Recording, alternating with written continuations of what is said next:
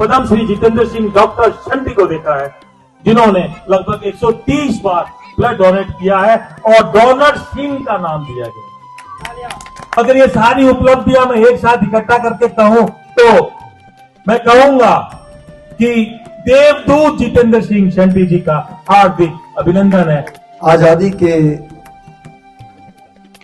अमृत दिवस को मनाते हुए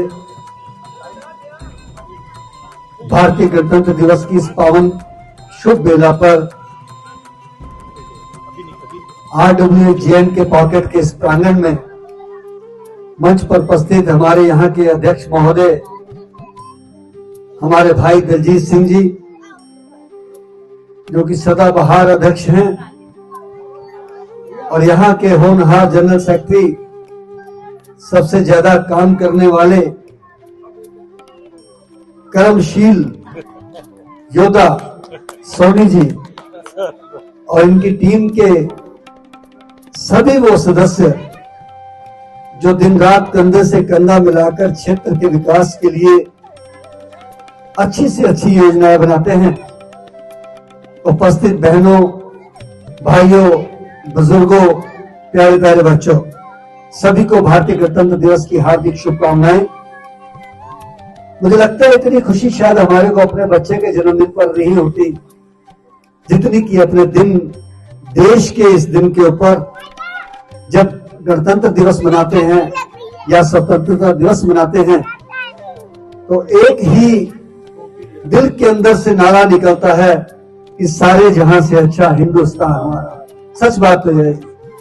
मुझे याद है, मैं छोटा सा था, कल्पना चावला चंद्रमा पे गई थी और देश की प्रधानमंत्री सैटेलाइट से उनसे बात कर रही थी, तो उन्होंने कहा था कि आप हम नीचे से देख रहे हैं, आप ऊपर से देख रहे हैं, पूरी दुनिया आपको दिख रही है, तो आपको अपना देश कैसा लग रहा है।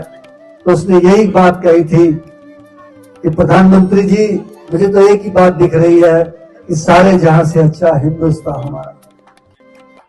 ये बात साबित हुई इस कोविड के समय में। आज भी देखिए, साथ के कई मुल्क के अंदर, चाइना के अंदर 8 से 10,000 लोग आज भी मर रहे हैं। मैं मानता हूं कि दुनिया के अंदर कोई ऐसा देश नहीं बचा जहां पर ऐसा बुरा समय ना आया हो, और हमारे देश में भी आया। उसके अच्छे असर भी हुए, उसके बुरे असर भी हुए। बुरे ये हुए कि लोगों के कारोबार चले गए, नौकरियां चली गई, परिवार विस्थापित हो गए, बच्चों की पढ़ाइयां चली गई, और बहुत सारे तो घर ही टूट गए। मेरे एक दोस्त एडवोकेट है, बता रहे हैं कि डाइवोर्स के केस हैं वो 50% से ज्यादा बढ़ गए, क्योंकि लोगों के कारोबार नहीं रहे, आपस में डिस्प्यूट हो गए, और आज ये हालात खड़े हो गए आगे। ये हमारे साथ बुरा हुआ। और एक चीज और देखने को मिली जो जीवन की सच्चाई थी, कि इतना संपन्न हमारा देश, और उस देश की हमारी राजधानी, राष्ट्रीय राजधानी दिल्ली, जहां पर स्लोगन लिखे जाते हैं सब कुछ मुफ्त, लेकिन उस समय ऑक्सीजन मुफ्त नहीं मिली किसी को दिल्ली का। जरा याद करिए उस समय, यह भी एक संदेश मिला हमको। आजादी के 75 साल मनाते हुए एक बात की तो हमें खुशी है कि उस भयानक समय में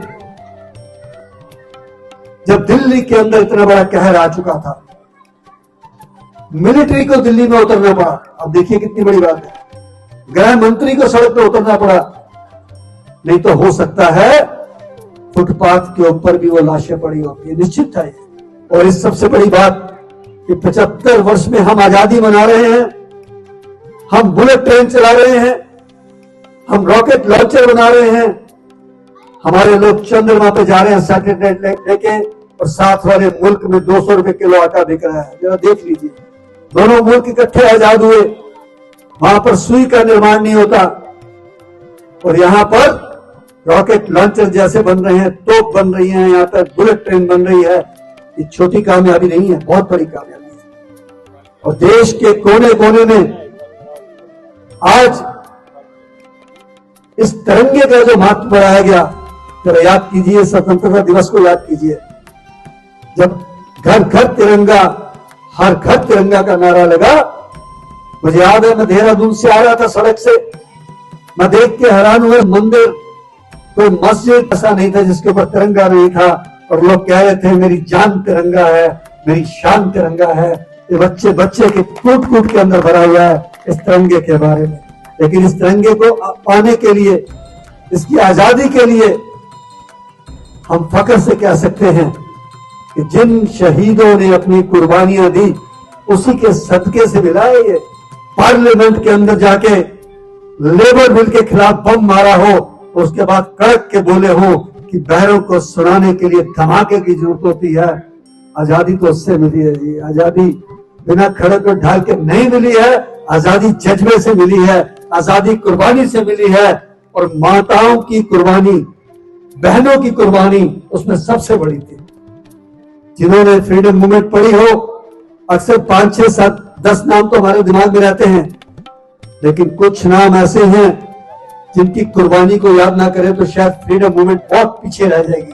उसमें से एक नाम है दुर्गा भाभी का।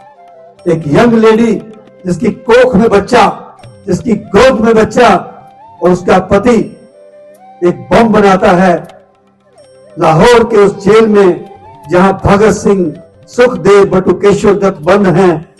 लेकिन दुर्गा भाभी इनकी संगनी है, चंद्रशेखर आजाद जी के साथ है।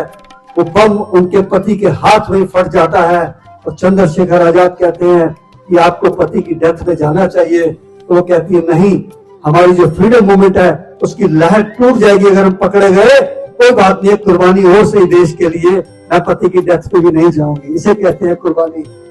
जरा याद कीजिए उस मां को, भगत सिंह की मां विद्यावती जी जब जेल में मिलने जाते हैं, एक दिन रह जाता है मौत को, सिर्फ एक दिन, 22 मार्च को।